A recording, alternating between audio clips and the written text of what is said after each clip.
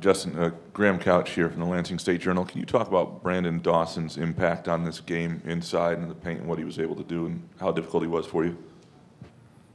Well, we knew the challenge that he presented to any basketball team, his ability to rebound, his ability to pound on the inside, and tough fadeaway jumpers. He's a very complete player down there, and I think early we didn't match his energy, but we did a great job getting back to who we were, and I think we did a solid job on him. I'm not sure about the numbers, but he's a tough player. To our right on the aisle.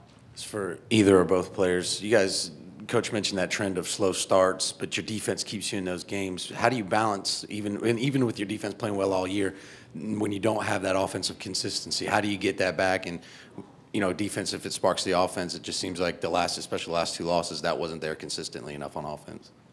Malcolm? I think it's about what Coach Bennett said earlier, getting off to a good start, whether it's being sure-handed with the ball or not having defensive breakdowns. Our defense does lead to our offense, but when you're having defensive breakdowns and you can't get stops, and you're having trouble seeing the ball through the net, then you're going to struggle. So offensively, I think that's why we struggled a little bit.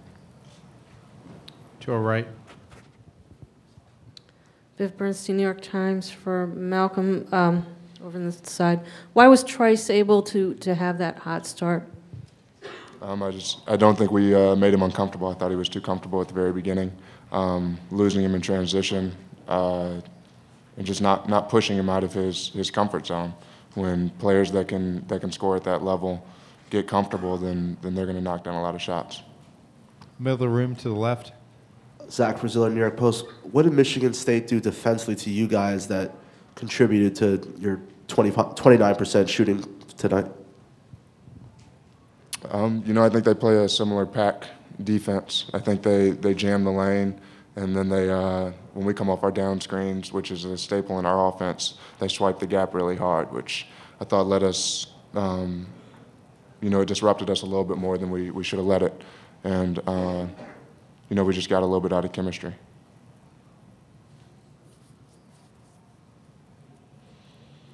To our left.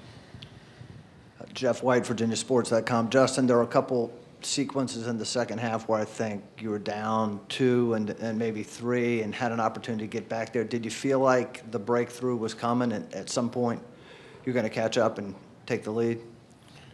Yeah, I didn't have a doubt in my mind throughout the course of that game that we were going to win that game. This team's resiliency and ability to fight, no matter what the circumstance may be. I just knew that we collectively had our heads in and we knew what we had to do to try to fight back. And it hurts when you pull that close in the second half, and maybe they get a big shot, a big bucket, or whatever the case may be. It really hurts because we know how hard we have to fight to get back when we dig ourselves in a hole like that. Front row.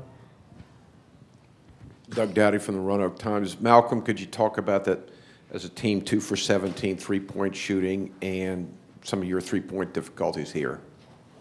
I thought offensively we were just a little out of rhythm, and it's hard to knock down threes when you don't see one go through the net. So we just struggled in that way, and Michigan State played good defense.